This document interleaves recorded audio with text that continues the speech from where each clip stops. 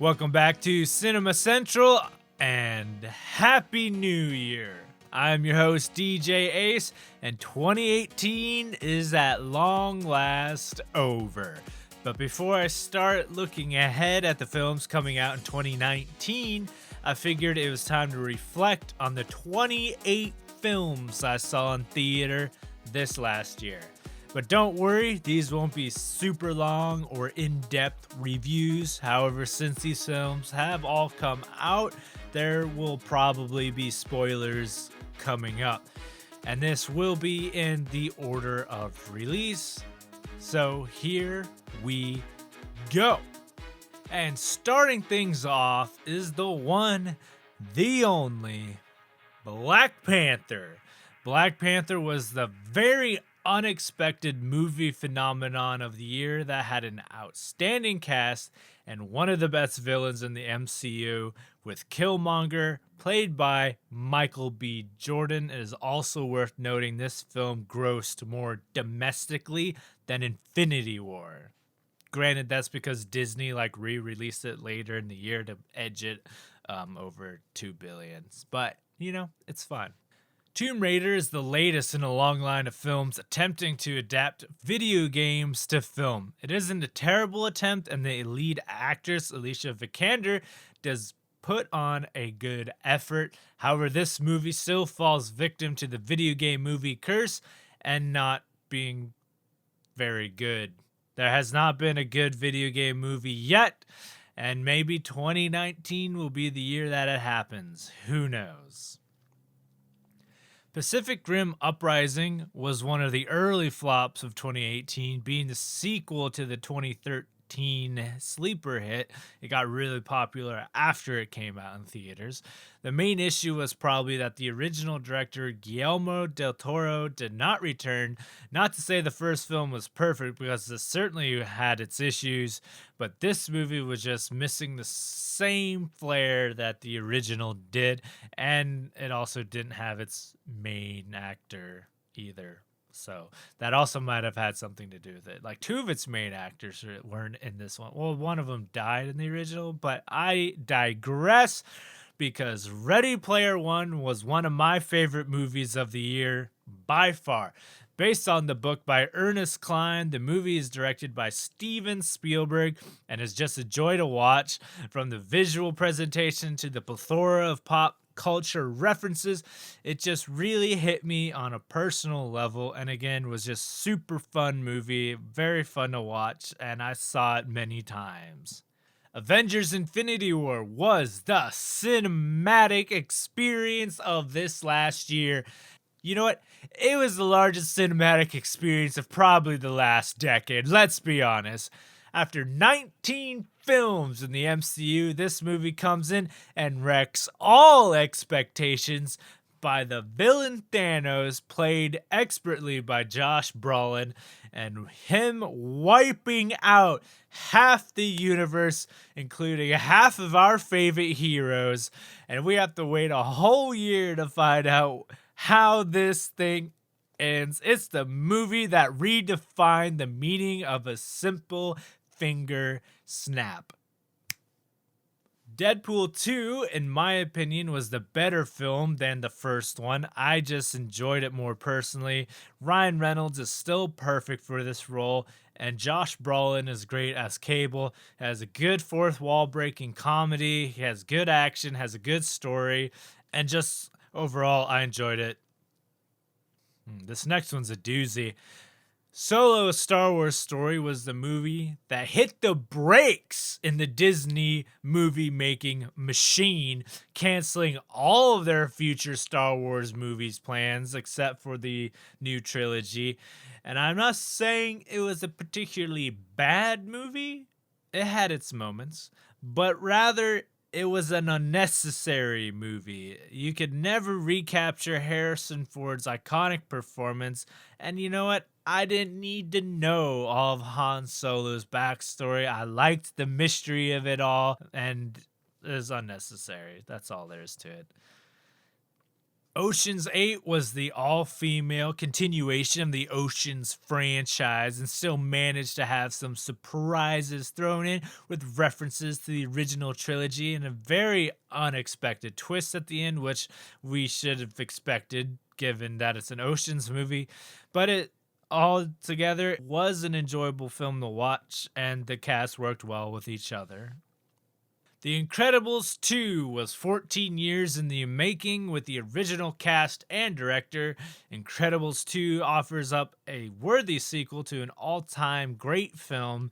It has a lot of fun with the role reversals of Mr. Incredible and Elastigirl and takes place immediately after the first film, and it had a good story and good messages and good hijinks all throughout. Tag was quite an enjoyable summer comedy that is based off of a true story.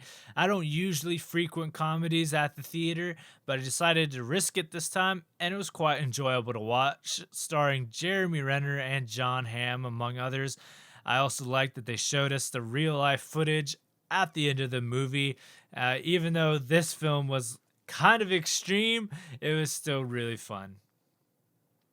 Chris Pratt is back in Jurassic World Fallen Kingdom, which turned the franchise on its head by blowing up Jurassic World. But more importantly, it has so many implications for the future of the franchise given how it ended, and it also raises so many questions with genetic engineering on the whole, which Dr. Malcolm, reprised by Jeff Goldblum, warns us about time and time again. Sicario: Day of the Soldado flew under the radar this summer, but I went ahead and saw the sequel because the first one was so dark and left a big impression on me. Emily Blunt does not return in this one, but instead it focuses on the characters played by Josh Brolin and Benicio del Toro. The film, though, does not shy away from talking about the government. Ant-Man and the Wasp was the first Marvel film to come out after Avengers Infinity War and happens just before and slightly during it in the actual timeline. Evangeline Lilly gets her moment in the MCU spotlight as she brings the Wasp to the screen. There are a lot of fun antics that ensue with the side characters and has a good story to tell overall. And then they just pour salt in the wound at the end credits with Infinity War happening at that point. Denzel Washington returns to deal out some Equalizer justice in The Equalizer 2, the sequel to the 2014 movie. Some insane action and great use of a hurricane as a plot device, and the traditional brutal action we all know and love are all in this movie.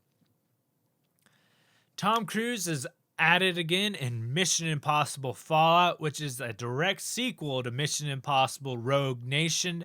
They managed to raise the stakes even higher in this movie with the plot and the stunts yet again. At this point, it is kind of hard to imagine they can raise the stakes anymore, but one thing is for sure, they will find a way. And of course, we can't forget that this film gave us the biggest mustache scandal of 2017.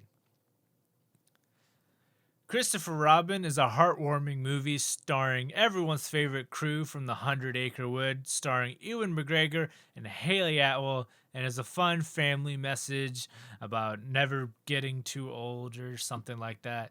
And it was just pleasant. It was pleasant, yeah. Now, obviously, the best movie of 2018 has to be The Meg, starring Jason Statham. It's the big dumb shark movie that took itself way too seriously, but at the same time, it's still a big dumb shark movie, which I think performed way better than anyone was expecting, so you can bet there will be a Meg 2. The Old Man and the Gun was presumably the last performance by actor Robert Redford. It was neat. That's really all I have to say about it, to be honest.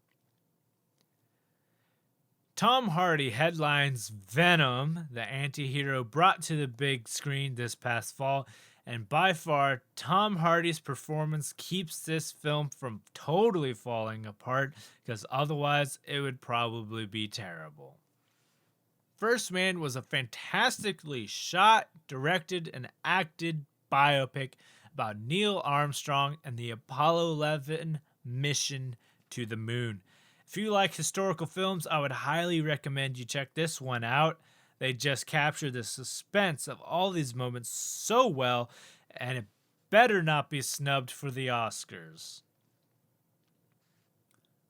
Bohemian Rhapsody is the biopic about the iconic band Queen and their frontman Freddie Mercury, who is fantastically portrayed by Rami Malek. The movie does have its historical discrepancies, but otherwise it is good fun to watch and has some very good music. If you want to know more about this film, feel free to check out my full review. Fantastic Beasts: The Crimes of Grindelwald was a lackluster sequel to Fantastic Beasts and Where to Find Them that is very muddled down by backstory and lore, and it is just trying to do too many things in one film. Creed 2 was a fantastic sequel to the first Creed starring Michael B. Jordan and is a great legacy sequel to the Rocky franchise on a whole. And obviously the highlight of this story is Adonis Creed's struggle against Ivan Drago's son, Victor. But there's a whole lot of personal struggles thrown in there as well, which is what really makes this movie meaningful. And yes, there is a training montage. Ralph Breaks the Internet is a fun family film and sequel that had some poignant things to say about the internet on the whole, and also some messages about how relationships can change as time goes on. And here we are, the final 4 films that all came out in December that I cannot say enough about. Spider-Man Into the Spider-Verse is easily the best animated film of the year and definitely in my top 10 films of the year. It is just so enjoyable to watch, and the animation styles alone put it head and shoulders above the other animated films of this past year. But the story, the characters, and all that good stuff, the action are really good. Go see this movie and then go check out my review of this film. Now, these next 3 films all came out on the same weekend. It was gnarly, but I did go catch them all. Emily Blunt completely nails it, and Mary Poppins Returns is another fun family film. It has kind of a similar plot point to that Christopher Robin movie, but it is no less enjoyable to watch. But fair warning, there is singing in this one. Jason Momoa is a total dude in Aquaman, the next film in the DCU, and is such a joy to watch. I think they do a great job of kind of reinventing the Aquaman character. They showcase his powers really well. Black Manta is a good villain, and this movie just dives headlong into his comic book origins. The only thing is that it doesn't really reinvent the wheel of the comic book genre, but it also doesn't really need to, because Atlanteans riding sharks into battle. Come on. And finally, but certainly not least, is Bumblebee, the prequel movie to the Transformers franchise. And oh my goodness, it is so good. I don't know if it's because the other movies are so bad, but I really do enjoy this film. It is more in touch with the classic Transformers cartoon. Michael Bay doesn't direct this one. The characters are great, and the movie on a whole is very human. Well, that wraps up things for films in 2018. However, I have yet to announce my favorite movie of the year, and 2018 is not going to make it easy for me. So, for example, hands down, my favorite movie of 2017 was Baby Driver. Okay, so 2018, what are we going to do about it this year? So even though Avengers Infinity War was such a big cinematic experience, And even though Into the Spider-Verse was new and fun and different and really enjoyable, I'm going to have to go with Ready Player One, and here's why. Like I said, no other film on this list connected with me on a personal level like this movie did, because not only do I like to watch movies, but I also really like video games, and this film brought the best of both worlds. It was really fun to watch. It's funny, the action was great, it had some great epic moments in there, great music, and just all around, I really enjoyed that movie more than any other film this year. And as a matter of fact, I saw it in theaters more times than Infinity War, or just as many times as Infinity War, I believe, just to put it in perspective. So that's a wrap. What movies did you see this past year that you really enjoyed? Let me know in the comments or reach out on the socials at Ace Cinema Central. And next time, I'll be looking ahead at the films slated for 2019. Booyah!